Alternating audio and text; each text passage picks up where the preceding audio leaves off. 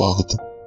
మీరు దేవునికి మీ యొక్క సమర్పణలోను దశభాగంలోను నమ్మకం ఉన్నందుకు కృతజ్ఞతలు. నాకు తెలుసు మీరందరూ చాలా నమ్మకంగా మిమ్మల్ని సిద్ధపరచుకొని ఉన్నారని ఒక ప్రార్థనతోనూ దేవుని వేడుకుంటూలోను. అయితే మీరు ఒక స్థలంలోకి వచ్చి ఎక్కడైతే మీరు వాక్యంకి నేరుగా వెళ్ళటకు, అయితే మనం వాక్యంలో దాంట్లోకి వెళ్ళటకు ముందు ఈ యొక్క ప్రత్యేకమైన దినం, అవును ఇది ఒక గొప్ప ప్రత్యేకమైన దినం. ఈ రోజు మనం వేడుక చేసుకుంటున్నట్టుగా మన యొక్క ఉద్యమకు తండ్రి ప్రొఫెట్ సైజు మ్యాథ్యూ, మన యొక్క ఆత్మీయ తండ్రి, ఆయన ఏమి చేయలేదు, కేవలం మన యేసు వద్దకు నేరుగా నడిపించి ఉన్నారు ఆయన దగ్గరికి ఎలా పరిగెని వెళ్ళాలని. అయితే ఈ రోజు మనం ఆయన వేడుకను చేసుకుంటున్నాము. దేవుడు మనకి ఈ యొక్క తరమునకు ఒక తండ్రిని, ఒక స్వరమును, ఆయన యొక్క హృదయం నుంచి మాట్లాడేది ఈ యొక్క తరముని కేవలం ఆయన యొద్దకు నడిపించేవారుగా ఈ యొక్క దైవజనుడు ఆయన చాలా గొప్పగా ప్రపంచవ్యాప్తంగా వాడబడుతున్నారు. మనం దానికి కృతజ్ఞత కలిగి ఉండి మనం ఒక కృతజ్ఞతని తెలియచేయాలనుకుంటున్నాం. దేవుని ప్రజలారా, మనం వాక్యంలోనికి వెళ్లే ముందు మీరు నాతో కలిసి వేడుక చేయగలరా? మన యొక్క దైవజనుడి యొక్క పుట్టినరోజు prophet size Matthew. Happy birthday, Prophet. Thank you. Yes. మీకు తెలుసా ప్రభుత్వ, అనేక మంది మెసేజ్ చేస్తున్నారు, వాళ్ళు అడుగుతున్నారు, మీకు తెలుసా ఏ విధంగా మేము ప్రభుత్వని గణపరచగలం ఆయన పుట్టినరోజు నాడు. అనేక మంది వాళ్ళు అనేక గొప్ప గొప్ప ఐడియాస్ తో. అయితే నాకు తెలుసు ఈ యొక్క లాక్డౌన్ వల్ల కొంచెం కష్టంగా ఉన్నది. అయితే ఈ సంవత్సరం నుండి మీకు దేవుడు మీకు ఇచ్చి ఉన్నారు కదా. నేను లాక్డౌన్ బట్టి దేవుని కృతజ్ఞతలు చెల్లిస్తున్నాను. నేను చెప్తాను, ఎప్పుడైతే లాక్డౌన్ ఉందని నేను తెలుసుకున్నానో నేను ప్రభువా కృతజ్ఞత. ప్రజలు తెలుసుకోవాల్సింది ఏమనంటే,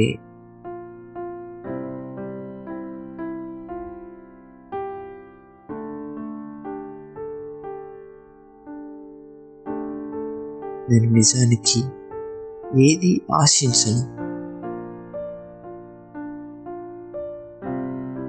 అయితే వాళ్ళు క్రీస్తుని ప్రేమించే విషయంలో గొప్ప ప్రేమికులుగా ఉన్నారు. ఈ యొక్క భూమి మీద అది నా యొక్క పుట్టినరోజుకి ఒక బహుమతి అయి ఉన్నది. చెప్తాను, నేను అనిపిస్తున్నాను మిమ్మల్ని ముఖాముఖిగా చూడలేకపోతాననే కానీ అయితే నేను సంతోషిస్తున్నాను. అయితే ఈ లాక్డౌన్ ఉందని. అయితే మీరు ఏదైనా బహుమతి మీరు ఇవ్వాలనుకుంటున్నారో అది మీ ఇంట్లో మీరు జరుపుకోవచ్చు. మీ పిల్లల్ని చూసుకోండి. ఎవరైతే అవసరస్తున్నారో మీ చుట్టుపక్కల వాళ్ళు, అయితే దేవుణ్ణి గొప్పగా కదిలించే విధంగా చేయండి. నేను అడగమన్నట్టు ప్రభుత్వం, నేను అడగాలనుకుంటున్నాను. ప్రతి సంవత్సరం ఈ యొక్క పుట్టినరోజు వచ్చినప్పుడు నేను గ్రహించి ఉన్నాను, నేను ఏదైతే చూస్తున్నానో దాని నుంచి అనేక సార్లు మీరు ఏదో ఒకటి దేవుని ఆకర్షించే విధంగా ప్రజలు చూడండి మీరు చేస్తారు మీ పుట్టినరోజు నాడు. నేను మిమ్మల్ని అడగాలనుకుంటున్నాను, ఏంటి మీరు చేసేది? ఆ ఒక్కరోజు మేము ఏదైతే మీ యొక్క పుట్టినరోజుని సెలబ్రేట్ చేసుకుంటున్నాము, అయితే మీరు దేవుడు మీకు ఇచ్చిన దాన్ని మీరు సెలబ్రేట్ చేసుకుంటున్నప్పుడు మీరేం చేస్తారు? మొట్టమొదటిగా నేను యేసుని ప్రేమించేవాడిని. నేను ఆయన యొక్క కృపను మరియు దయను ఆనందించుచున్నాను. అందుకే నా జీవితంలో చాలా కొన్ని ఉంటే నాకు కావాల్సినవి. నేను చాలా వాటిని పరిమితిగా ఉంచుతాను. నేను ప్రతి ఒక్క ఆశలకి చనిపోతూ ఉంటాను. అయితే నేను చెప్పాలంటే, మీరు చాలా టఫ్ క్వశ్చన్ అడిగి ఉన్నారు. నేను మొత్తం తెలియచేయాలనుకోవట్లేదు.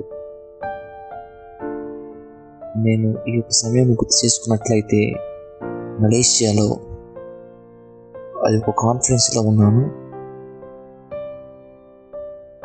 నాకు గొప్ప దైవజనుడు నా తర్వాత ప్రసంగించబోతున్నారు.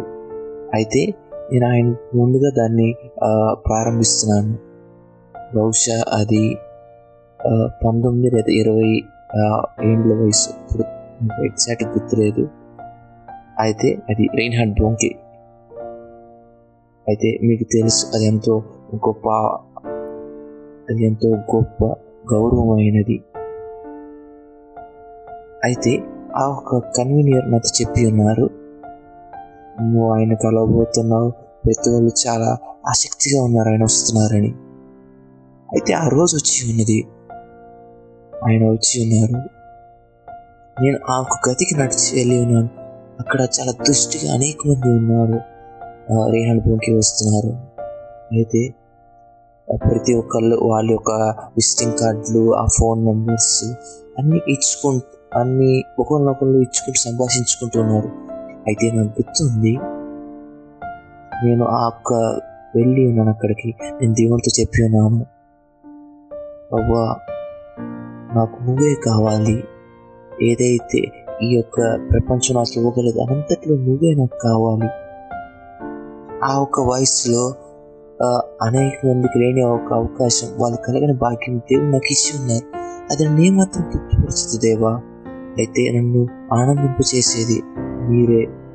అయితే నేను అక్కడ ఉన్న ప్రజలతో నేను చెప్పి ఉన్నాను, నాకు కొద్ది సమయం నేను మళ్ళీ వస్తానని.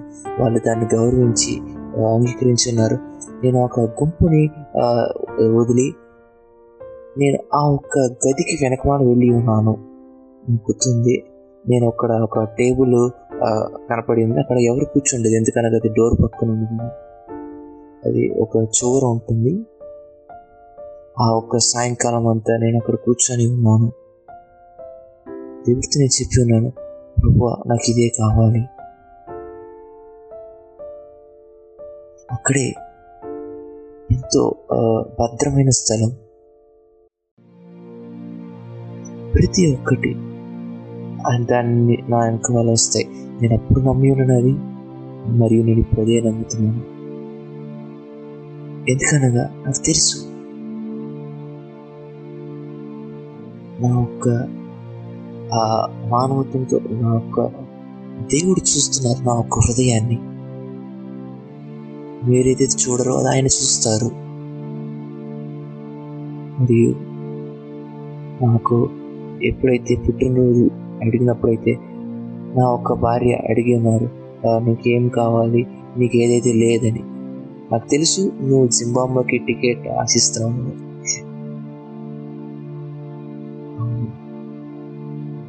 మనం ఎంతగా దేవునికి కార్యాలయతకు నడుస్తామో అది ఎంతో గొప్ప కార్యమైనది. అవునా, దాన్ని బట్టి నేను దేవునికి కృతజ్ఞతలు చెల్లిస్తున్నాను. ధన్యవాదాలు ప్రవక్త. ఇది నా భాగ్యమైనది ప్రవక్త, మేము ఎంతో ఆకలి కలిగి ఉన్నాం. దేవుడు ఏదైతే మాకు సిద్ధపరిచున్నారు, మేము ఈ యొక్క సమయం కూడా మాకు సిద్ధపరచుకొని ఉన్నాం. మేము ఈ యొక్క స్వరం కాకుండా కేవలం దేవుని యొక్క స్వరం మాత్రమే ఉంటుంది. దేవుడు మాట్లాడతారు, మనం మాట్లాడే దేవుడి దగ్గర నుంచి వింటున్నాం. మనం ఏదైతే గత వారం ప్రారంభించి ఉన్నామో అదే చూద్దాం. ఆ ఒక్క లేఖనంలో ఎంతో గొప్పది దాగి ఉన్నది. మనం కీర్తనలు 1వ అధ్యాయాన్ని ధ్యానిస్తూ ఉన్నాం. మీరు ఆశ్చర్యపోతారు ఎంత మనం దాని నుంచి నేర్చుకోవచ్చు, తినవచ్చు అని ఆ ఒక్క వచనం నుంచి. వాస్తవానికి ఎక్కడి వరకంటే నేను నన్ను వెనక్కి తగ్గించుకోవాల్సింది ఇది చాలా ఎక్కువ అనిపించేదని. అయితే అనేక మెట్టులు, అనేక కోణములు ఉన్నాయి. అందుకే యేసు ప్రభు చెప్పి ఉన్నారు, ఇది బయట వాళ్ళకి నేను మర్మాలతో మాట్లాడుతాను. అయితే నా యొక్క శిష్యులకి నేను పరలోక రాజ్యపు యొక్క రహస్యం తెలియజేస్తాను. అవునా, అయితే ఒక పబ్లిక్గా మాట్లాడుతున్నప్పుడు నేను కొన్ని తగ్గిస్తాను, కొన్ని సమాచారం అది అనేక మందికి అర్థం కాదు. ఎందుకనగా వాళ్ళు అది చాలా కష్టపడతారు దాన్ని అర్థం చేసుకున్నటకు. కొన్ని కార్యాలు ఏదైతే ఇప్పుడు తెలియజేస్తున్నాము, కొన్నిసార్లు మనం ప్రజలు మనతో వాదించాలనుకున్నట్లయితే మీరు చూస్తారు అది చాలా కొద్ది సమయం. ఎప్పుడైతే ప్రజలు యేసు ప్రభువును అనుసరించారో వాదించుటకు ఆయన వాళ్ళకి అవగాహన ఇవ్వలేదు, ఆయన వాళ్ళకి కుయుక్తిగా స్పందించి ఉన్నారు. ఎందుకనగా ఎవరికైతే నమ్మకంగా నిజముగా అడుగుతున్నారో వాళ్ళకి వెళ్ళిద్ది. అంతేగాని ఎవరు నువ్వు ఇంకా తప్పు అని రుజువు చేయాలనుకున్నారో కాదు, వాళ్ళకి ఈ వివరణ అవసరం లేదు. వాస్తవానికి మనం దేవుని యొక్క క్రీస్తు సంఘములో మంచి కార్యం చేయవాలంటే నేను అనేక మంది ఈ యొక్క దైవజనుడు తప్పు అని చెప్పడం కాదు. మనం ఆ ఒక మార్గంలో వెళ్ళినట్లయితే ఒక పెద్ద లిస్ట్ తయారవుతుంది. అయితే నేనేం చేయగలనంటే నేను ఆ ఒక్క సరైన ఒక వర్తమానం తీసుకొచ్చి తర్వాత మనం ఆ ఒక్క ఉపదేశాన్ని మనం అందరం అనుసరించవచ్చు. అందుకే మీరు చూస్తారు ఏ విధంగా శిష్యులు వేరే వాళ్ళు పునాది మీద కట్టకుండా ఉన్నారని. అందుకే మీరు చూస్తారు పౌలు చాలా స్పష్టంగా చెప్తున్నాడు, మనం విడిపోవటం మంచిది. మనం ఒకరినొకరి మార్గంలోకి వెళ్ళి మనం దేవుడు ఏ విధంగా మనకి అప్పగించినారు దాని విధంగా చేస్తే మంచిదని మనం దేవునికి సమాధానం ఇవ్వాల్సిన ఉన్నది. ప్రవక్త మీరేమంటున్నట్లయితే సాగండి. ఈ యొక్క వాక్యాన్ని చూసి ఉన్నాను. రోమీయులకు రాసిన పత్రిక 15:20 ఉన్నది, నేనైతే మరి ఒక్కని పునాది మీద కట్టకుండా నిమిత్తం ఆయనని గురించి సమాచారం ఎవరికి తెలియజేయబడలేదు. వారు చూతురని వినని వారు గ్రహించురని. అతను చెప్తున్నాడు, నేను మరలా వచ్చి ఎక్కువ ప్రకటించడానికి రావట్లేదు. ఎక్కడైతే ముందుగా ప్రకటించబడిందో అది చాలా సులభమైన కార్యం. అక్కడ ఎవరో కష్టపడి ఉన్నారు, వారు ఎంతో శ్రమించి ఉన్నారు. అయితే వాళ్ళు ఎంతో కష్టమైన పని చేసి ఉన్నారు. నువ్వు అక్కడ విజయం చాలా ఈజీగా వచ్చేస్తుందని దాని మీద కూర్చోవచ్చని. లేదు లేదు లేదు, వాళ్ళకు వినమాకండి. అయితే నువ్వు అక్కడ కష్టపడలేదు. అతను చెప్తున్నాడు అది అగౌరవమైన కార్యం అని. నేను వెళ్తాను ఎక్కడైతే క్రీస్తుని గురించి ప్రకటింపబడలేదు అక్కడికని. అయితే నువ్వేదైతే ప్రకటిస్తున్నావు అది గొప్పదైనట్లయితే నీ దగ్గరికి ప్రజలు వస్తారు. అయితే మనం గొప్ప మనసు కలిగిపోయి ఉండి ప్రజలకి ఇది అర్థం కాదు, వాళ్ళు అర్థం చేసుకోవడానికి సామర్థ్యం లేదు అని అనుకోకూడదు. అదే మాత్రం సరైంది కాదు. అందుకే నేను చాలా శ్రద్ధ కలిగి దృష్టి కలిగి ఉంటాను. నేను ఏదైతే చెప్తున్నానో నాకు తెలిసి నేను అందరి కోసం పిలువబడలేదని, నేను దాన్ని బట్టి సమాధానపరుచుకొని ఉన్నాను. నేను అందరి కోసం పిలువబడలేదు. అయితే ఏదైతే దేవుడు నాకు ఇచ్చి ఉన్నారో వాళ్ళతో నేను మాట్లాడుతున్నాను. వాళ్ళు క్రీస్తులో ఎక్కువ ఎదుగుటకు, వాళ్ళు క్రీస్తు నాటపడి ఉండటకు. అయితే నేను నమ్ముతున్నాను మనం ఒక గొప్ప విజయం పొంది ఉన్న ఆ ఒక్క దాంట్లో మనం ఒక గొప్ప గుంపుని తయారు చేసి ఉన్నాం. ఎవరైతే క్రీస్తుని చాలా ఇదిగా భయంకరంగా ప్రేమించే వాళ్ళు. నేను నమ్ముతున్నాను అది. ప్రవక్త, నేను మీకు కృతజ్ఞత తెలియజేయాలనుకుంటున్నాను. మీరు మమ్మల్ని కేవలం యేసు యొద్దకే గురి చూపించి ఉన్నారు. మీరు ఆయన యొద్దకే మమ్మల్ని నడిపించి ఉన్నారు. మీరు మాకు బోధించున్నారు ఆయన్ని ఎలా ప్రేమించాలని. ప్రతిరోజు మీరు ఉన్నప్పటికీ లేనప్పటికీ అది మీరు చెప్పి ఉన్నారు. క్రీస్తు చూడండి. మీరు నాటబడినట్లయితే క్రీస్తులో నా ఒక కోటి మీకు ఏమాత్రం అభ్యంతరంగా ఉండదు. అయితే మీరు నాటబడిన అయినట్లయితే మీరు మీ యొక్క పరుగు సంఘం ఒక పాస్టర్ గారు వేసుకున్న టైన్ పెట్టి కూడా మీరు కలవర పొందుతారు. ఎందుకనగా మీ కనుదృష్టి దేవుని మీద లేదు. ప్రతి ఒక్కటి మిమ్మల్ని కలవరపరిచేది. ఎందుకనగా మీరు నాటబడిన క్రైస్తవుడు కాదు. మీరు నాటబడినట్లయితే మీకు దానంతటికీ సమయం ఉన్నది. మీరు మీ యొక్క దృష్టి అంతా ఎదుగుటలోనే ఉంటుంది. అయితే నేను మన ప్రజలకి కృతజ్ఞతలు తెలియజేయాలనుకుంటున్నాను. వారు ఏమాత్రం డిస్ట్రాక్ట్ అవ్వకుండా ఏ కార్యంలో. అయితే మీరు క్రీస్తు మీద దృష్టి కలిగి ఉన్నారు. అవును, కృతజ్ఞతలు. కీర్తనలు 1వ అధ్యాయం మరియు 3వ వచనం నుంచి ప్రారంభించిన మరలా. సరే, కీర్తన 1వ అధ్యాయం 3వ వచనం. అతడు నీటి కాలంలో ఎవరును నాటబడినదే, అతడు ఆకు వాలక తన కాలం ముందు ఫలం చెట్టు వలె ఉంటాడు. అతడు చేయడంతయు సఫలమగును. అయితే అతను చేయనిదంతయు సఫలమగును. గొప్ప అభివృద్ధి యేసు నామములో.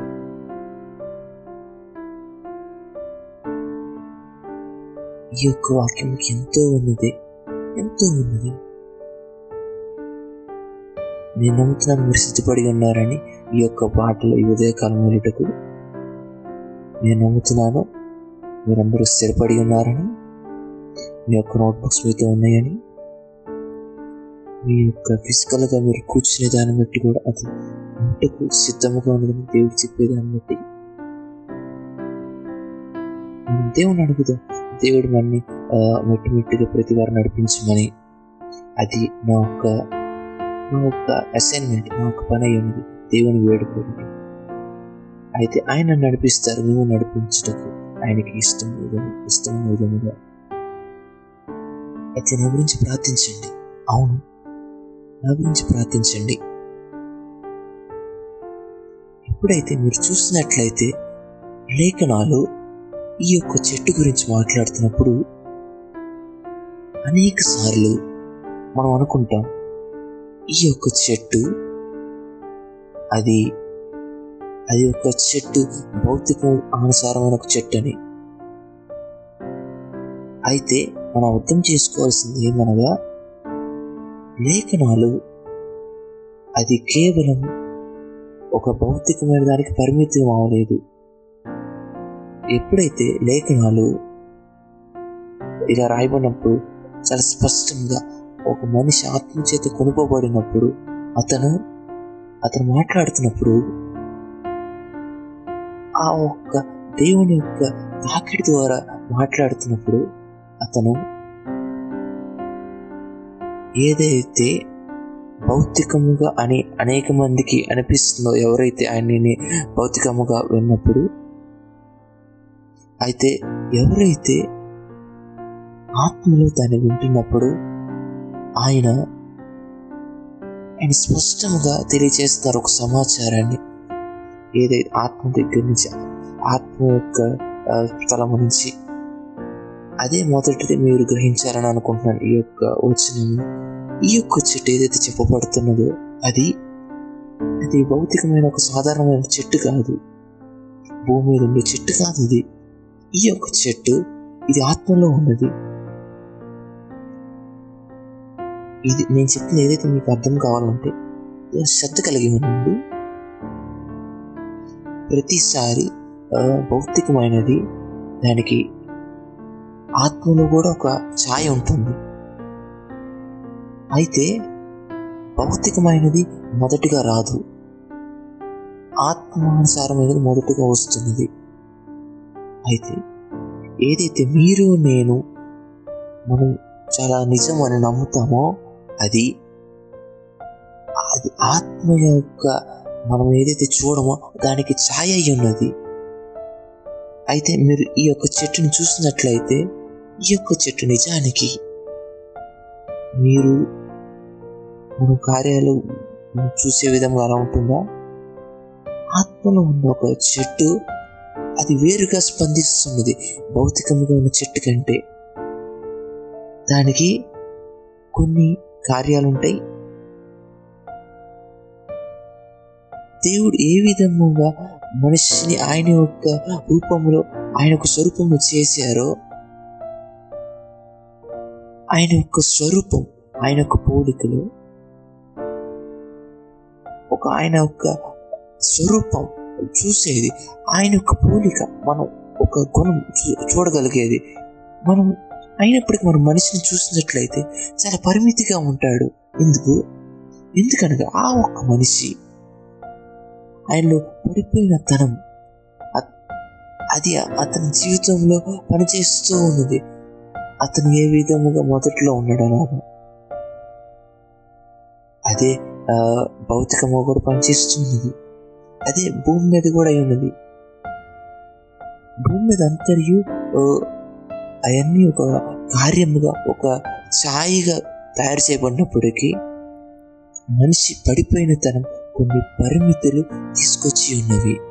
ఎక్కడైతే బైబిల్ చెప్పబడుతున్నది దేవుని కుమారుల ప్రత్యక్ష కొరకు సృష్టి మీద ఆస్తి తీరు కనిపెట్టుచున్నది. అది కుమారుల యొక్క ప్రతిష్ఠ కొరకు సృష్టి మిగులు ఆసక్తి కలిగి ఉన్నది. సృష్టి దానంతటిగా తేరి చూచుచూ ఉన్నది.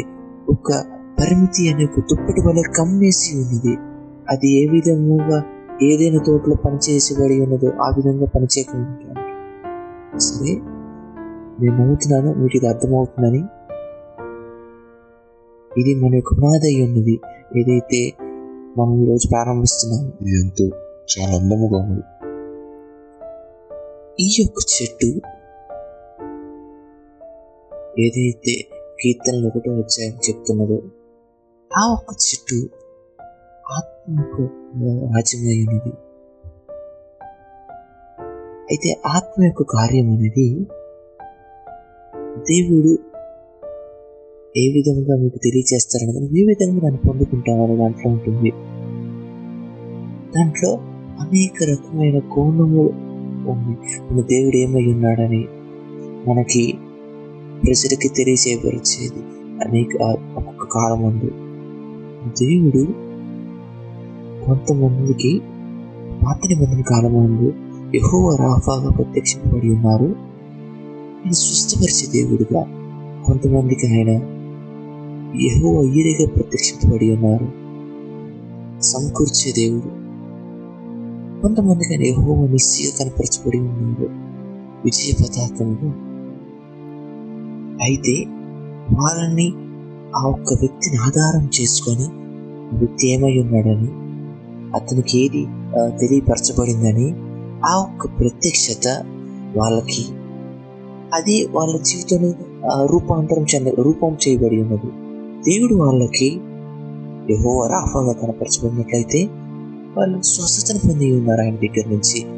అయితే వాళ్ళు దేవుడిని యెహోవా ఈరేగా వాళ్ళు చూసినట్లయితే అబ్రహాం వలె అబ్రహాం యొక్క సంపద అది ఎంతగానో అత్యధికంగా ఉన్నది.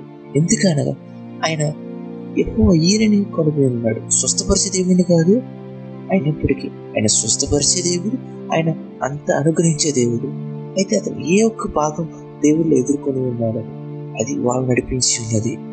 అందుకే క్రీస్తు సంఘంలో మీరు చూసినట్లయితే అనేక రకమైన ప్రజలు మీరు చూస్తారు. వారికి ఉన్న దేవుడు వాళ్ళ జీవితంలో వాళ్ళకున్న ఎక్స్పీరియన్స్. ఎందుకనగా వాళ్ళ దేవుడి యొక్క ఆ ఒక్క రూపంగా వాళ్ళు తెలుసుకొని ఉన్నారు. అయితే నువ్వు వాళ్ళని తీసుకొని వెళ్ళి ఒక కోణంలోకి, ఒక స్థాయికి వాళ్ళు ఏదైతే ఇంటి చూడలేదో అది ఒక సమస్యగా ఉంటుంది. ఎందుకనైతే ప్రజలు వాళ్ళు వాదించటకు నువ్వు ఎక్కడైతే ఉన్నావో ఆ ఒక్క స్థలం నుంచి నువ్వు నమ్ముతున్నావు, వాళ్ళు నువ్వు ఎక్కడైతే ఉన్నావు అక్కడ తీసుకురావటానికి నువ్వు ఎందుకు ఓడిపోతావు అనగా, నువ్వు ఏదైతే దేవుని యొక్క రూపం నువ్వు ఎదుర్కొన్నావో వాళ్ళు చూడలేదు. అదే ఒక వచనం కొంతమందికి ఒకలాగా ఉంటుంది, అదే విధముగా అదే ఒక వచనం అది చాలా వేరుగా కొంతమందికి ఉంటుంది. ఒక విశ్వాసికి అది కేవలం ఎలాగన్నట్లయితే ఒక పేదరికంలో కూడా దేవుని నిలబెడతారని, ఇంకో విశ్వాసికి అది అసాధ్యమైనది. ఒక పేదరికమైన మనసు వాళ్ళకి రావడానికి నువ్వు ఏదైతే ఎదుర్కొని ఉంటావో ఆ ఒక ప్రత్యక్షత అది నీకు చాలా నిజంగా మారుతుంది. అయితే మీరు ధ్యానించినట్లయితే ఈ చెట్టు యొక్క బలమని మీరు ధ్యానించినట్లయితే ఈ యొక్క చెట్టు యొక్క విజయాన్ని మీరు గ్రహిస్తారు. ఈ యొక్క చెట్టు ఇది ఒక నది పక్కన నాటపడలేదు. అయితే ఈ యొక్క చెట్టు అది కాలువల పక్కన నాటబడి ఉంటుంది. ఎందుకనగా మీరు ఒక నది ఒక కాలువ పక్కన మీరు నాటబడినట్లయితే అది భౌతికానుసారమైనది. అది ఆ ఒక్క కాలం ఎండిపోవటానికి ఒక ఆస్కారం ఉంటుంది. ఎందుకనగా ఈ యొక్క చెట్టు ఒక కాలంకు పరిమితిగా అవ్వలేదన్నట్లయితే, ఈ యొక్క చెట్టు ఎప్పుడైతే నాటబడి ఉన్నదో అది కేవలం అది ఒక భౌతికానుసారమైన ఒక నది కాదు. అది ఎక్కడ నాటబడినట్లయితే ఆత్మానుసారమైన ఒక కాలువ. అందుకే ఆ ఒక్క కాలువ ఒక ఏకవచనంగా చెప్పబడలేదు, అది కాలువలుగా ప్రకటించబడి ఉన్నది. దాని అర్థం ఏమన్నది, ఇది ఒక సాధారణమైన ఒక కాలువ కాదు. మీరు అర్థం చేసుకో, ఒక ప్రశ్న అడగాలి, నువ్వు ఏ విధముగా కాలువలుగా నాటపడగలవని. దయచేసి ఈ యొక్క లైన్ మరొకసారి చదవండి, మన యొక్క లిజనర్స్ కి అర్థం కావటానికి. చెప్పబడి ఉంది, అతడు నీటి కాలువల ఎవరు నాటబడినది. బహువచనం. అయితే మీరు ఒక ప్రశ్న అడగవలసిన ఉన్నది ఇక్కడ, ఏ విధముగా ఈ యొక్క చెట్టు ఏదైతే ఏకవచనమైన చెట్టు అది కాలువల పక్కన నాటబడి ఉంటుంది, ఏదైతే బహువచనం అదైతే కేవలం ఒక చెట్టే, అయితే అనేక కాలువల పక్కన ఇది నాటబడింది అయి ఉంది. అయితే మనం ఒక ఆ భౌతికమైన మనసు చూసి అనుకుంటాం, ఇది ఒక దేవి పక్కన నాటబడినదా, చుట్టూ 4 నదులు ఉన్నాయా? అయితే దేవుని యొక్క వాక్యానికి దీనికి ఒక సమాధానం అన్నది. ఈ యొక్క దేవుడు నువ్వు ఆరాధిస్తున్న ఈ దేవుడు ఆయన కేవలం మనిషి కాదు. ఆయన యొక్క భాష చాలా వేరుగా ఉంటుంది. ఎప్పుడైతే ఆ ఒక్క ఆత్మ మనిషి ద్వారా మాట్లాడుతున్నప్పుడు ఆ ఒక్క మనిషి యొక్క భాష, అతను రాసే విధానం కూడా వేరుగా ఉంటుంది. ఎందుకంటే వాక్యం అనేది వాళ్ళ చేతి ఆత్మతో ప్రేరేపింపబడిన వారి రాయబడింది, అంతేకాని వాళ్ళకు ఏదో వాళ్ళకు తినడం బాగోకలా రాయడం, వాళ్ళ ఆత్మచేత ప్రేరేపింపబడి ఉన్నారు. ఆ ఒక్క రాత అది ఆ ఒక రచయిత యొక్క ఒక మనసును తెలియజేస్తున్నది అక్కడ. అయితే మీరు అర్థం చేసుకోవాలి, మీరు ఆ ఒక రచయితను చూసి, నిజమైన ఒక రచయిత, దీని వెనకమాలున్న ఈ యొక్క వాక్యం వెనకమాల రచయిత, ఆయన ఎందుకని నదులు అని చెప్పబడి ఉన్నదని. మనం ఆరాధిస్తున్న ఈ దేవుడు, నేను మీకు ఇంతకుముందు చెప్తున్నాను, అనేది అనేక కోణములు కలిగిన దేవుడు. అవును, ఆయన కేవలం ఒక కోణంకు పరిమితం అవ్వలేదు, ఆయన ఒక స్థాయికి పరిమితం అవ్వలేదు, ఆయన ఒక మెట్లుగా పెట్టబడలేదు, ఆయన దానికంటే చాలా గొప్పగా ఉన్నారు. అందుకే మీరు చూస్తారు యెషయా గ్రంథంలో 41వ అధ్యాయం 18వ వచనం. ప్రవక్త ఇక్కడున్నది యెషయా గ్రంథం 41వ అధ్యాయం 19వ వచనం. చెట్లు లేని మట్టి మీద నేను నదులను పారు చేసేదని, లోయల మధ్య ఊటలను ఉబుక చేసేదని, అరణ్యము నీటి మడుగుగాను, ఎండిన నేల నీటి బుక్కలుగా చేసేదని. మీరు చూశారు దేవుని యొక్క భాష. ఆ ఒక్క అధ్యాయం అదంత ప్రవచనాత్మకమైన ఒక అధ్యాయం. ఎవరైతే ఈ యొక్క మినిస్ట్రీకి ఉన్నారని మీరు నమ్ముతున్నారో ఆ ఒక్క అధ్యాయాన్ని చదవండి, అది మీ యొక్క DNA అయి ఉన్నది. దేవుడు మాట్లాడుతున్నారు, నేను చెప్తున్నాను, ఈ యొక్క ప్రవచనం నేను మీకు ఇస్తున్నాను, ఈ యొక్క వాగ్దానం నేను మీకు ఇస్తున్నాను, నేను మీకు నదులను, మీకు నీటి బుక్కలను, ఆయన నీటి ఊటలను ఇస్తానని చెప్తున్నారు. మనం ఆరాధించే ఈ దేవుడు ఆయన ఒకదానికి పరిమితం అవ్వలేదు, ఆయన కొంత దానికి ఆయన పరిమితం అవ్వలేదు, ఆయన అత్యధికమైన దాంతో డీల్ చేస్తూ ఉంటారు, ఆయన అత్యధికమైన దాంతో డీల్ చేస్తారు. ఎప్పుడైతే ఆయన ఈ యొక్క ప్లానెట్స్ చేసినప్పుడు ఆయన ఒకటి చేయలేదు, ఆయన నక్షత్రములు చేసినప్పుడు ఆయన ఒకటి చేయలేదు, ఆయన వెలుగును తయారు చేసినప్పుడు ఆయన ఒకదానికి పరిమితం అవ్వలేదు. ఎప్పుడైతే దేవుడు, మీరు చూస్తారు ఆదాముప్పుడు కూడా ఆయన ఆదాముకి ఆజ్ఞాపించి ఉన్నాడు, అభివృద్ధి చెందండి, విస్తరించండి, భూమిని సేద తెచ్చమని. ఆయన వాళ్ళకి ఒకే ఒక కార్యం ఇచ్చి ఉన్నారు. దానికి వేరే కారణాలు కూడా, ఇది నేను ఈ ఉదయకాలంగా చెప్పను. అయితే మీరు దేవుని యొక్క నేచర్ని ఇక్కడ చూడొచ్చు. మీరు దేవునికి సమీపంగా వచ్చినప్పుడు, మీరు ఆయనకి సమీపంగా వచ్చినప్పుడు ఈ యొక్క దేవుడికి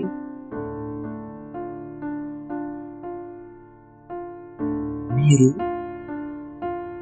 ఆయన్ని అభివృద్ధి అనే ఈ యొక్క దేవుని మీరు చూస్తున్నారు. 5 రోజులు 2 చేపలు ఆయన తాకినప్పుడు, ఆయన ఆశీర్వదించినప్పుడు అవి అభివృద్ధి చెంది ఉన్నాయి.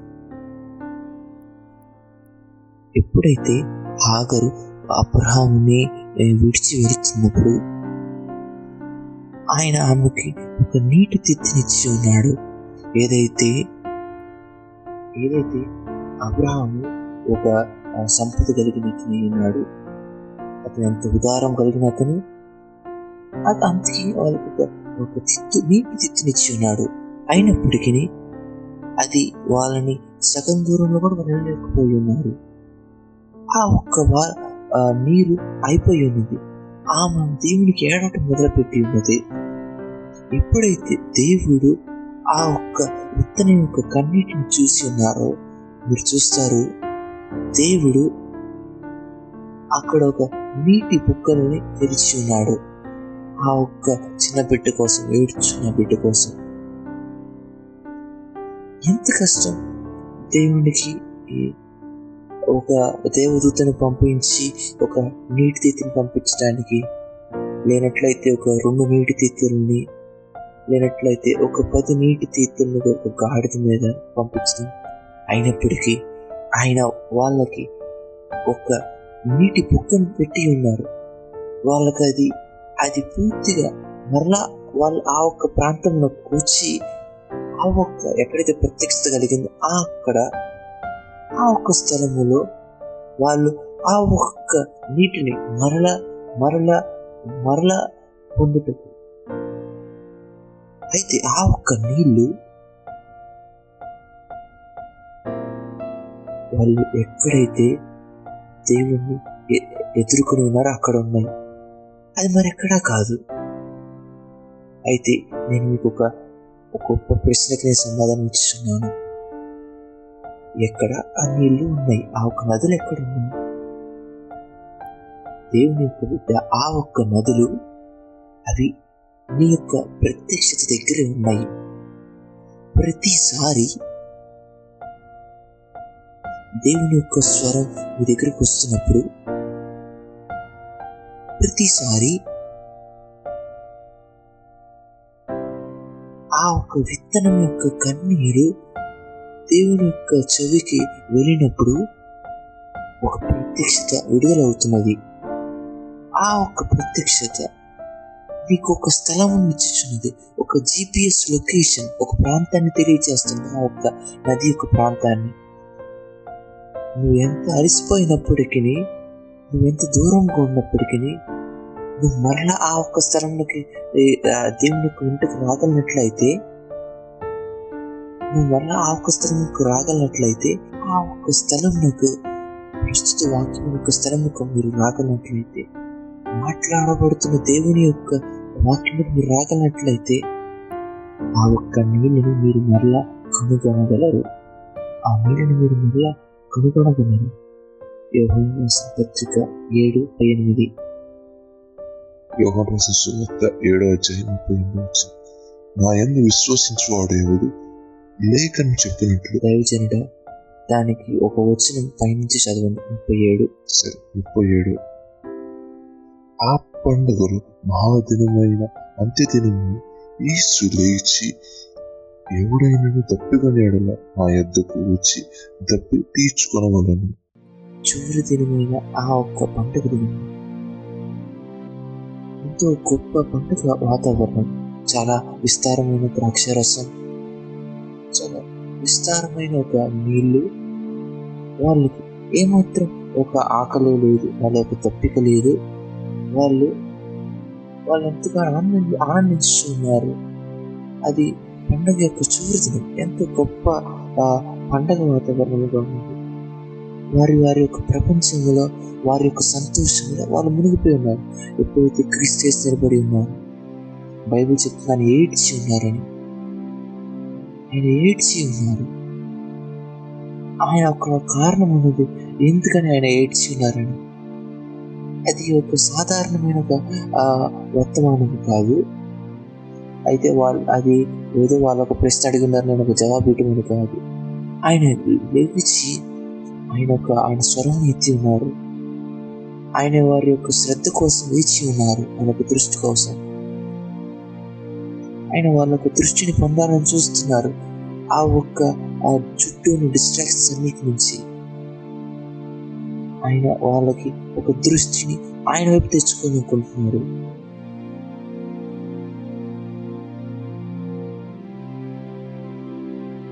దేవుడు మన యొక్క దృష్టిని పొందాలని ఎప్పటి నుంచో చూస్తున్నారు. అయితే మన యొక్క కను దృష్టి ఆయన చూడట్లేదు. ఎందుకనగా మనం మెరుచుచున్న బంగారు కోటలో వాటిని చూసి మనం మర్చిపోతున్నాం. మన చెవులు ఆయన్ని వినలేకపోతున్నాయి. ఎందుకనగా అవి అనేక లోకపు యొక్క స్వరములతో నిండి ఉన్నది. మన యొక్క హృదయములు ఆయన యొక్క స్వరములకు ఏకముగా లేవు. ఎందుకనగా మనం ఆ ఒక్క ఫ్రీక్వెన్సీకి మనం ఏకమవ్వలేదు మొదటిగా. అందుకే వినలేకపోతున్నాం. ఆయన ఇక్కడ నిలబడి ఉన్నారు, ఆయన ఈడ్చుతున్నారు. ఎందుకనగా ఆయన యొక్క సృష్టి ఆయన విడిచేసింది. ఆయన యొక్క సృష్టి ఏమాత్రం దప్పికను లేదు సరైన కార్యాల కోసం. ఆయన యొక్క సృష్టి అది ఎంతో నిండిపోయినంగా ఉన్నది వాళ్ళ చుట్టూ ఉన్న కార్యాలతో. వాళ్ళు ఏమాత్రం దప్పికను లేరు. ఏదైతే నిజముగా కావాలో దానికి ఆ ఒక్క తరమునకు దేవుని యొక్క కార్యాలు ఏమాత్రం ఆసక్తిగా ఉండవు. ఆ ఒక్క తరమునకు దేవుని యొక్క కార్యాలు అవి ఒక భారముగా ఉంటాయి. ఎక్కడైతే ఒక ఆరాధన కొంచెం ఎక్కువ అయినట్లయితే అది వాళ్ళకు ఒక భారముగా అయిపోతుంది. ఎక్కడైతే సంఘం అనేది వారికి ఒక అలవాటుగా ఆ ఒక్క తరముకు వాళ్ళు బయటికి వెళ్ళిపోవడానికి ఆయన చూస్తున్నారు. వాళ్ళు ఆయన పాదము దగ్గరికి వచ్చి కూర్చుంటారని. అందుకే మత్తయి 5 ఎప్పుడైతే యేసు ప్రభు ఆయన ఒక గొప్ప సమూహంను చూసినప్పుడు బైబిల్ చెప్తున్నది ఆయన ఒక రాయి మీద కూర్చుని ఉన్నారని వారితో మాట్లాడుటకు. ముందు సాగండి. మత్తయి 5 చెప్పింది, ఆయన జనసమూహం చూచి కొండ ఎక్కి కూర్చుండగా ఆయన శిష్యులు అందరూ ఆయన వద్దకు వచ్చిరి. నేను మీ ఇంటికి వచ్చి మీ యొక్క అత్త యొక్క నడువుని స్వస్థపరచను, మీ యొక్క కజిన్ యొక్క జ్వరమును, మీ యొక్క మేనమడి యొక్క మైగ్రేన్ హెడేక్ని. అయితే నాకు నిజంగా ఏమి కావాలంటే మీరు మా దగ్గరికి వచ్చి ఆయన అలా దినములు రోజు అలా సాగిపోతుంది మీతో మాట్లాడుతుంది. రోజులు అది దేవుని యొక్క హృదయం అయి ఉన్నది. మనం మరొకసారి ఆయన దగ్గర సంతోషం పొంది, ఆయన నిజమైన నదుల దగ్గర సంతోషం పొందటం, మనం అక్కడ సంతోషం పొందాలి. నాటబడినట్టుగా మనం సంతోషించాలి. ఆయన యొక్క కాళ్ళ దగ్గర కూర్చున్నందుకు అందుకే నేర్చుచున్నారు. యోహాను 7:38 మరలా యోహాను సువార్త 7:38 వచ్చిన, నా యందు విశ్వసించుచువాడు లేఖనం చెప్పినట్లు దాని కడుపులో నుండి జీవజల నదులు పారును బిగ్గరగా చెప్పాను. ప్రభు అయిన యేసు వాళ్ళ యొక్క దృష్టిని ఆ ఒక్క పండగ నుంచి ఆయన వైపు ఆకర్షిస్తున్నారు. ఆయన వైపుకి ఆయన చెప్తున్నారు, మీరు నా యందు విశ్వసించిన ఎడల మీ యొక్క కడుపులో నుండి జీవజల నదులు పారును. ఏంటి యేసు ప్రభు వాళ్ళకి ఇస్తున్నది? ఎప్పుడైతే నేను మీ యొక్క జీవితంలోకి వచ్చినప్పుడు అప్పుడు నేను వాళ్ళకి ఒక నదులు వాళ్ళకి తెలియజేస్తున్నాను. ఎప్పుడైతే క్రీస్తు మనలో, అదే ఒక నదులు మన నుంచి కూడా ప్రవహిస్తూ ఉంటాయి. కేజీవి వర్షన్ అవి పొట్టగా చెప్పబడి ఉన్నది కడుపు అని. అయితే వేరే ఒక తర్జుమాలో అవి బహుశా దాని కడుపు అని, దానికి తృప్తి లేక ఇంకా కఠినంగా చెప్పి ఉన్నది. అయితే వాస్తవమేమనగా అది మన లోతైన భాగం అని. మన లోతైన భాగం ఏదయ్యేదంటే అది ఒక ఆత్మ. అయితే మనకి శరీరము, ప్రాణము మరియు ఆత్మ. అయితే మనలో లోతైన భాగం ఏమని అది ఒక ఆత్మ అయినది. ఎప్పుడైతే లేఖనాలు చేప యొక్క కడుపు అని మాట్లాడినప్పుడు అది చేప యొక్క లోతైన భాగం. ఎప్పుడైతే పడవ యొక్క లోతైన భాగం కడుపు అని చెప్పినప్పుడు పడవలో లోతైన భాగం. ఎప్పుడైతే లేఖనాలు మీ యొక్క కడుపు నుంచి అని చెప్పబడినప్పుడు దేవుని కృతజ్ఞతలు, అది భౌతికానుసారమైన కడుపు గురించి మాట్లాడట్లేదు. అది మన లోతైన భాగం గురించి చెప్పబడితే ఉన్నది. మన లోతైన భాగం ఆత్మ ఉన్నది. కావున అక్కడ చెప్పబడితే ఉన్నది ఆ ఒక్క ఆత్మ దీనిలోంచి నదులు ప్రవహిస్తూ ఉంటాయి. అయినప్పటికీ ప్రయోజనంగా మనం కేవలం ఒక నదికే మనం ఎడిదిగి ఉన్నాం. మనం మొత్తంగా ఆ ఒక్క నదిలో మనం పొందలేదు ఏదైతే మనలో ఉన్నాయో నుంచి. ఎప్పుడైతే వాక్యం మీకు వస్తున్నదో మీరు అర్థం చేసుకోవాలి. దేవుడు ఇప్పుడు నువ్వు ఆ ఒక్క స్థలంలోకి రావాలని, ఎక్కడైతే నీ యొక్క చాలా శ్రద్ధ కలిగి ఉన్నాను ఈ యొక్క కోణము గురించి, ఇది ఈ యొక్క మీరు ఇప్పటివరకు గ్రహించలేదు. మీరు ఈ రోజు దీన్ని వింటున్నట్లయితే దేవుని యొక్క ఆత్మ మీకు ఒక ఆహ్వానం ఇస్తున్నారు. చూడండి, నేను మీకు ఏదైతే మీకు ఇచ్చి ఉన్నానో నువ్వు నా దగ్గరికి వచ్చి ఉన్నప్పుడు నువ్వు కేవలం ఒక నదికి పరిమితం అవ్వలేదు.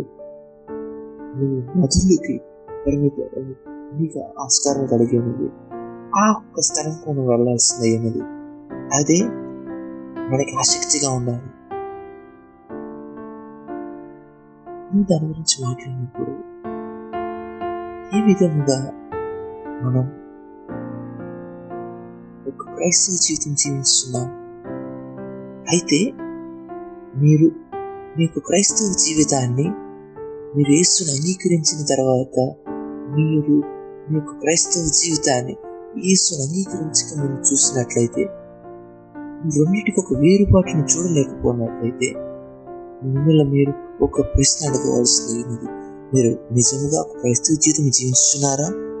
ఎందుకనగా క్రీస్తు నీ జీవితంలో వచ్చినప్పుడు, క్రీస్తు నీ జీవితంలో వచ్చిన తర్వాత నువ్వు అదే ఇంకా బానిస అయినట్లయితే, నీకు అదే పరిమితి ఇంకా ఉన్నట్లయితే, అయితే నువ్వు ఏదైతే క్రీస్తు దానికోసం మరణించి ఉన్నారో, అయినప్పటికీ నువ్వు ఒక నేమ్ కోసం, ఒక రిజిస్ట్రేషన్ ప్రకారం, ఒక పేరు ప్రకారం నువ్వు కొత్త జీవితంలో ఉన్నావు.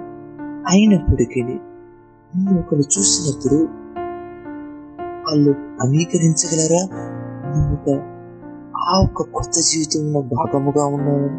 ఒక ఆత్మ జీవితంలో నీ జీవితం ఇంకా పాతవలే ఉన్నదని, అది నిన్ను కనుక సమస్యగా ఉన్నట్లయితే ఈ యొక్క బాట నీకు అయ్యింది.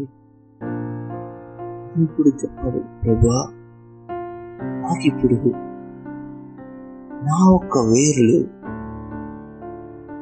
అవి నాకు అందుబాటులో ఉన్న ప్రతి ఒక్క నదికి అది తాకాలని, నా ఒక్క నదులు తాకాలి, ఆ ఒక్క ప్రతి ఒక్క నదికి తాకాలని నేను మీకు హాగరు గురించి చెప్పి ఉన్నాను. ఆ ఒక్క నీటి యొక్క ప్రాంతం గురించి యేసుప్రభు చెప్తున్నారు. మరొకసారి చదవండి. నా యందు విశ్వసించువాడు లేఖనం చెప్పినట్లు వారి కడుపులో నుండి జీవజల నదులు పారనుండును. ప్రారంభించడం విశ్వసించువాడు దాని గురించి ఆయన ఏడ్చి ఉన్నారని. ఆ పండుగలో మహాదినము అంత్యదినము యేసును తెచ్చి ఎవడైనా తప్పిదొంగను నా ఎద్దకు వచ్చి నా ఎత్తుకు రమ్మని, అదే వాక్యమైనది. నా ఎత్తుకు రమ్మని దేవుడు చెప్తున్నారు. అయితే మొదటి దేవుడి దగ్గరికి రావాలి. రెండోది ముందుకు సాగండి, తప్పిదా తీర్చుకోవాలని ముందుకు సాగండి దైవజనుడా. నా యందు విశ్వసించువాడు లేఖనం చెప్పినట్లు వాని కడుపులో నుండి జీవజల నదులు పారునని. అయితే అది ఒక కార్యము కాదు. అయితే మీరు నా దగ్గరకు వచ్చినప్పుడు మీరు తప్పిదనడం వల్ల, అయితే దాని తర్వాత ఇంకో భాగం ఉన్నది. ఎక్కడైతే మీరు నమ్మికించినట్లయితే మీ యొక్క కడుపులో నుంచి జీవజల నదులు ప్రవహించలేదు. అయితే అనేక మంది ఏదైతే పొందినారట్లో అది మొదటి భాగం. వారు ఆయన దగ్గరికి వచ్చి ఉన్నారు, ఆ ఒక్క నదిని రుచి చూసి ఉన్నారు, వాళ్ళు రక్షింపబడి ఉన్నారు అని రుచి చూసి ఉన్నారు, వారు పరలోకానికి వెళ్తారు, వాళ్ళు ఆనందంగా ఉన్నారు, వారి మిగిలిన జీవితం అంతా వాళ్ళు సంతోషంగా ఉంటారు. ఆ ఒక్క అయితే లేనట్లయితే కొంతమంది మీరు రెండో భాగంలోకి వెళ్తారు. అయితే మూసిమాగండి. ఇది కేవలం అది నువ్వు తాగటం మటుకే కాదు, ఇది నేను ఆ ఒక్క నదిని మోసుకెళ్లే వారుగా, ఆ ఒక్క నదిని మోసుకెళ్లే వారుగా దైవజనుడా అనేక మంది ఇక్కడే స్టక్ అయిపోతారు. ఈ యొక్క రెండు కార్యాల మధ్యలో వారు దాన్ని రుచి చూస్తారు, రుచి చూసి అరకు దేవుణ్ణి. అయితే వాళ్ళు ఆ ఒక్క స్థాయిలోనే ఆగిపోతారు వాళ్ళ మిగిలిన జీవితం అంతా. అయితే కొంతమంది ఈ యొక్క దృష్టి కలిగి ఉండండి. మీరు నమ్మినట్లయితే మీ నుంచి జీవజలం ప్రవహిస్తాయి. ఎక్కడున్నాయి నదులు?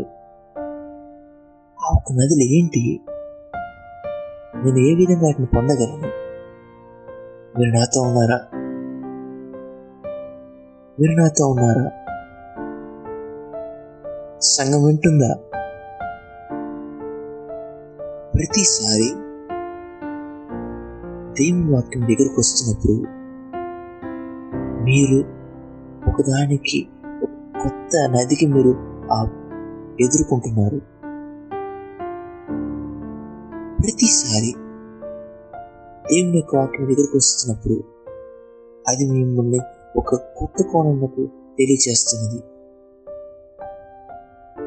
అది ఒక కొత్త కొలకు నదికి మీకు తీసుకెళ్తుంది, ఒక కొత్త ఊటకు మిమ్మల్ని తీసుకెళ్తుంది.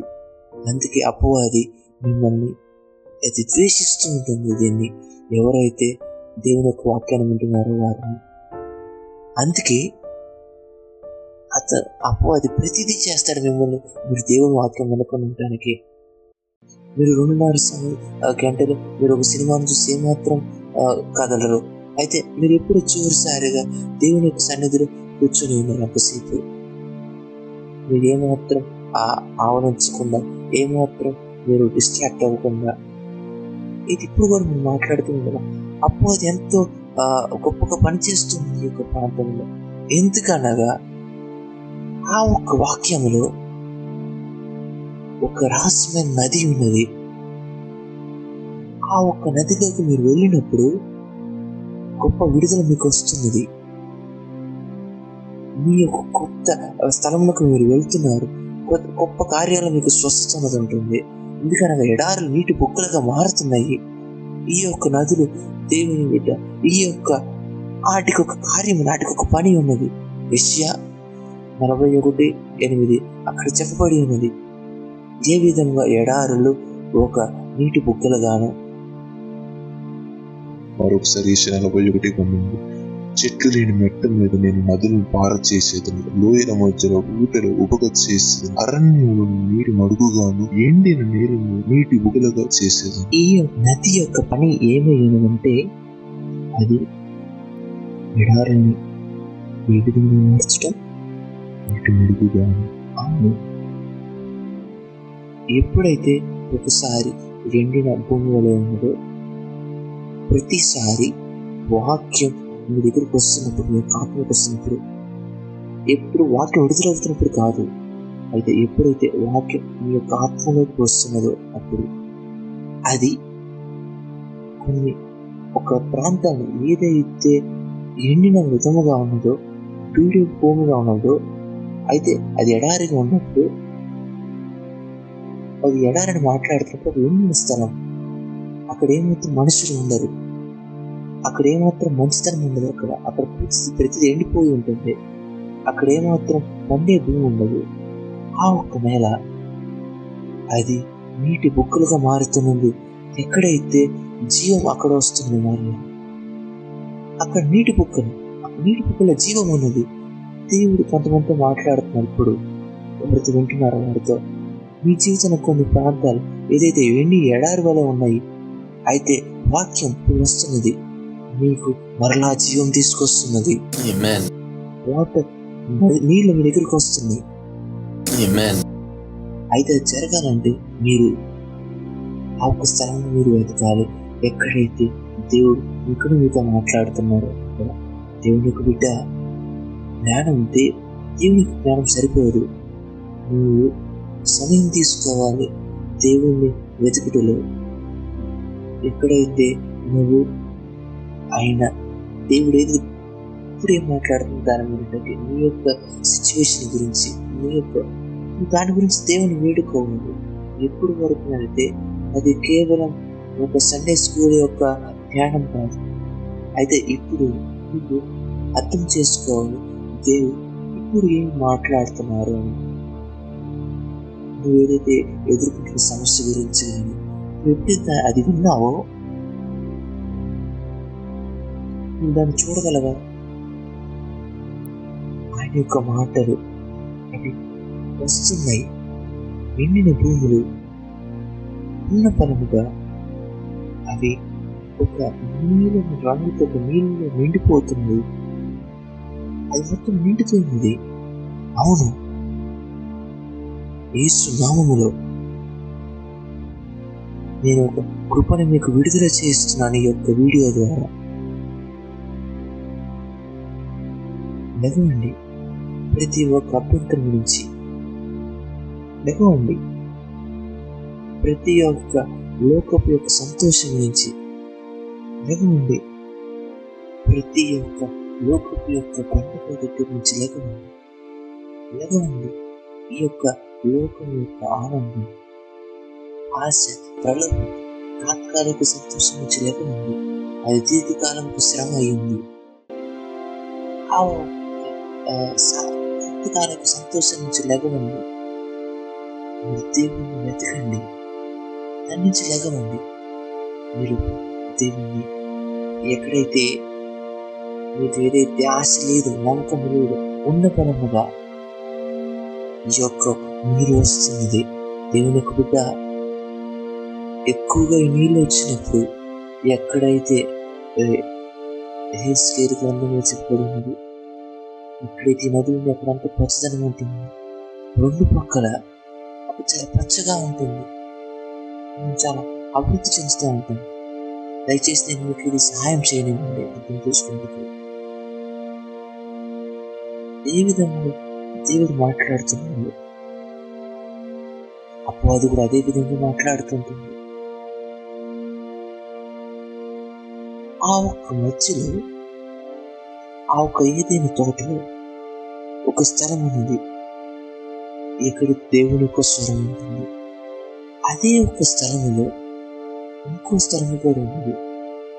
అపవాది ఎక్కడైతే రాబడుతుందో దైవజనులారా, నా జీవితం ఎంత గొప్పగా నేర్చుకొని ఉన్నాను. రెండు స్వరములు మాట్లాడుతూ ఉంటే, అయితే అది ఒక విశ్వాస యొక్క ఆరోగ్యం. అది అర్థం చేసుకోవటంలో ఏ ఒక్క స్వరమునకు మనం ఆకర్షించగలుగుతామండి. అయితే మీరు చూస్తారు, అవ్వ ఆమె యొక్క ఒంటరితనం ఉంది, ఆమె యొక్క వేరుబాటు ఉంది. ఎప్పుడైతే ఆమెకి దేవుని యొక్క సన్నిధి లేనట్లయితే, ఎప్పుడైతే ఆమె యొక్క ఆ యజమానుడు లేడు, ఆ ఒక్క తరుణంలో ఆమె వినుకోవడం యొక్క స్వరములకు విని ఉన్నది. అయితే మీరు గ్రహించినట్లయితే మీ యొక్క ఆత్మను ఎవరు మిమ్మల్ని ఆపలేరు. అది మీరు ఎంచుకున్నారు. ఏ విధముగా ఉంటావు అనేది మీ యొక్క ఆత్మ ఆ విధంగా ఉంటుందని చూడొచ్చు.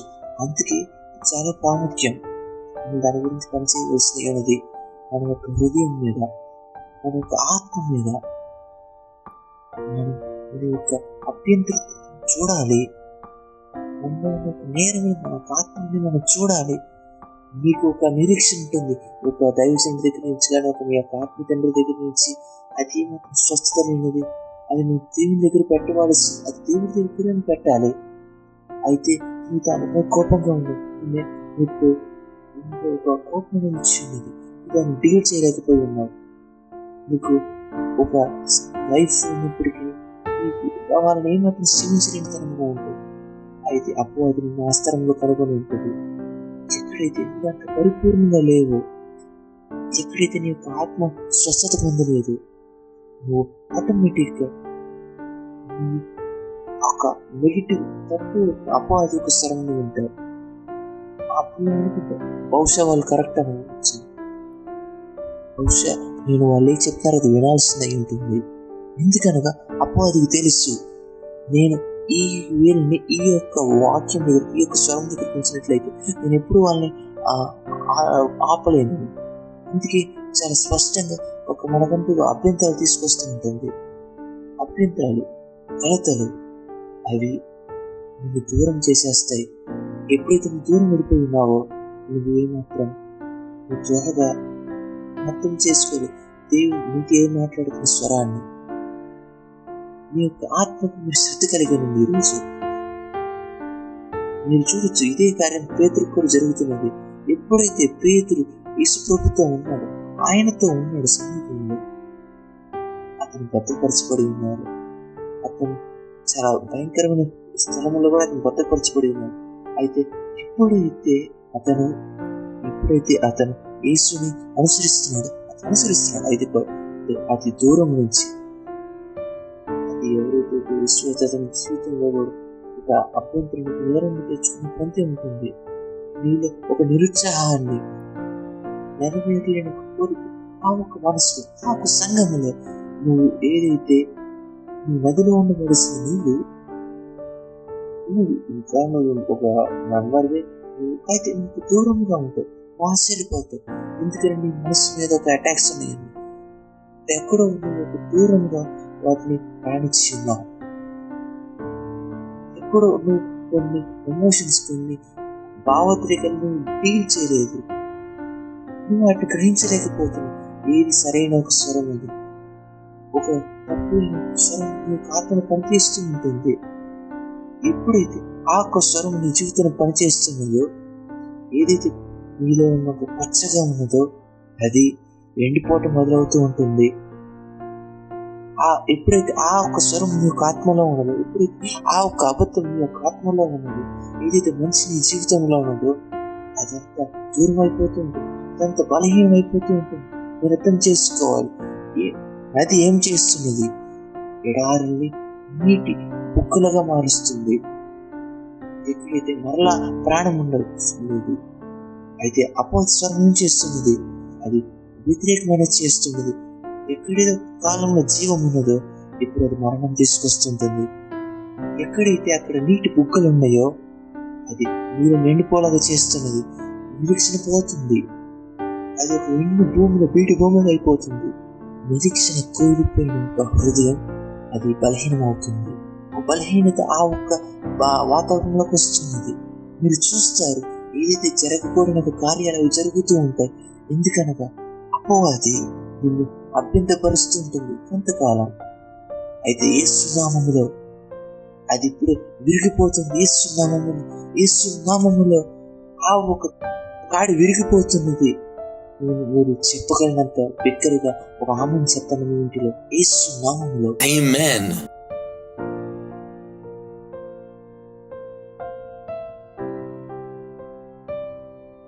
ఈ యొక్క సంతోషం అభ్యంతరపరుస్తుంది.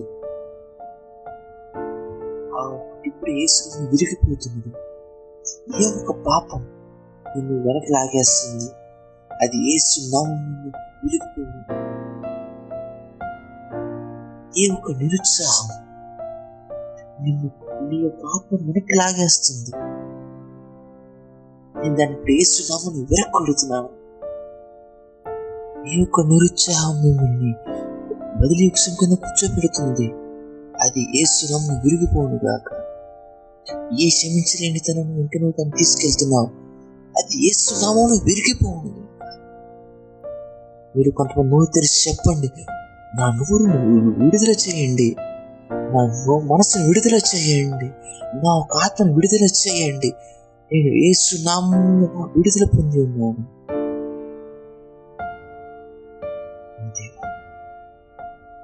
నా దేవా, దేవుని యొక్క నదులు ఇప్పుడు వేగముగా ఇంట్లోకి వస్తున్నాయి. నేను ఇది పలకన, దేవుని యొక్క నదులు మీ ఇంట్లోకి వచ్చి ఉన్నవి యేసు నామములో. నేను మీలో కొంతమందిని సంతోషించండి, పండుగ చేసుకుని, కొంతమంది అరవండి, కొంతమంది చప్పట్లు కొట్టండి, కొంతమంది ఆనందించండి, కొంతమంది కదలండి, కొంతమంది దేవుని కృతజ్ఞతలు చెల్లించండి. ఆయన ఏం చేసిన దాన్ని బట్టి కృతజ్ఞతలు చెల్లించండి. ఎందుకనగా ఆయన యొక్క వాక్యం, ఆ వాక్యం మీ దగ్గరికి వచ్చి ఉన్నది సరైన సమయం ఉంది. నువ్వేమాత్రం ఎండిపోవు, నువ్వు ఆ ఒక్క చెట్టు వలె ఉంటావు, ఆ ఆత్మను నా చెట్టు వలె ఉంటావు. దేవుని యొక్క బిడ్డ, ఆనందించండి, అత్యాశక్తిరావండి. ఈ యొక్క వాక్యం నేను మీకు చెప్పాలంటే ఏ విధంగా దేవుని యొక్క బలం దీని మీద ఉన్నది. ప్రోత్సహింపబడండి. ఈ యొక్క సంవత్సరం మీ యొక్క ఎడారి భూములు అవి నీటి బుక్కల వల్ల మారుతున్నాయి. ఒకసారి మీకు నీటి బుక్కలు మీకు వచ్చినాయితే మీరు అనేక కార్యాలు చేయొచ్చు దానితో. అది తర్వాత వారం కొనసాగిద్దాం.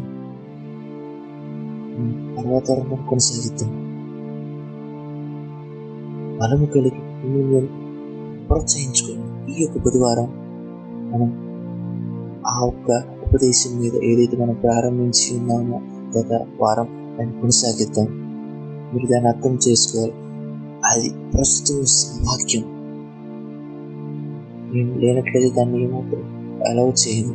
మీరు చాలా నమ్మకంగా దేవుడు మిమ్మల్ని సిద్ధపరుస్తున్నారు. ఆ ఒక ఏరియాస్లో మీరు ఏమాత్రం దాన్ని మిస్ అవ్వకండి, సిద్ధపడండి. నన్ను ఈ యొక్క వాక్యంతో ముగింపాలండి దైవంగా. గత వారం నేను ఒక దాన్ని పోస్ట్ చేసి ఉన్నాను. నేను దేవుని దగ్గర వేడుకుంటూ ఉన్నాను. అవునా, నేను వేడుకుంటున్నాను కొన్ని కార్యాల కోసం, కొంతమంది ప్రియమైన వారి కోసం, మీకోసం.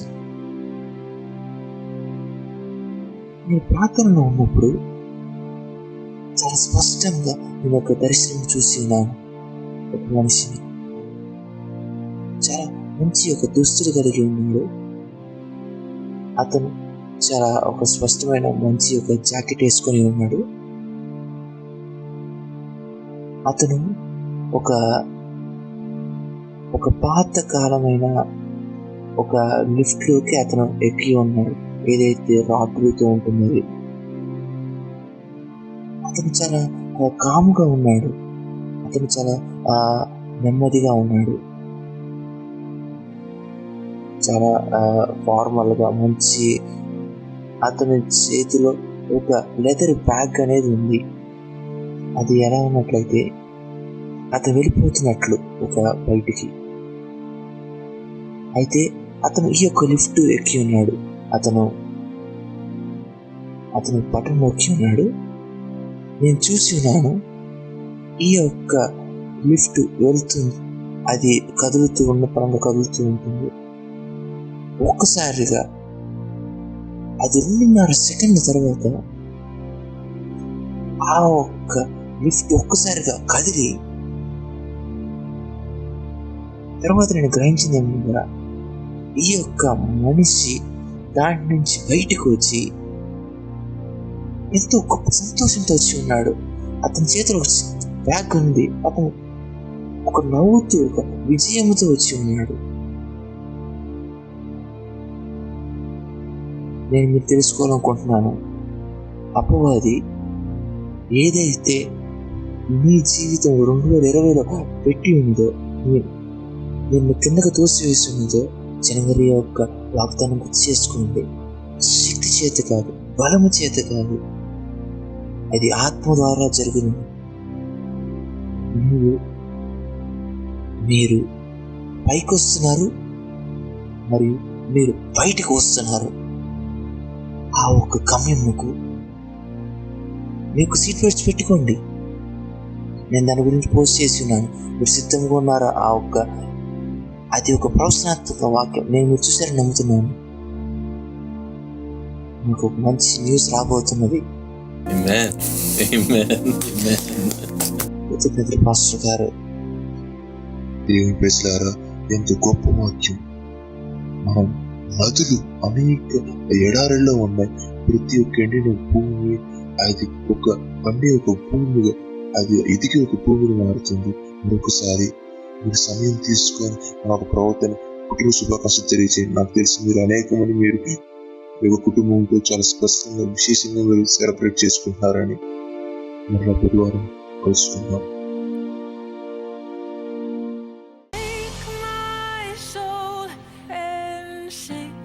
Sing his praise aloud.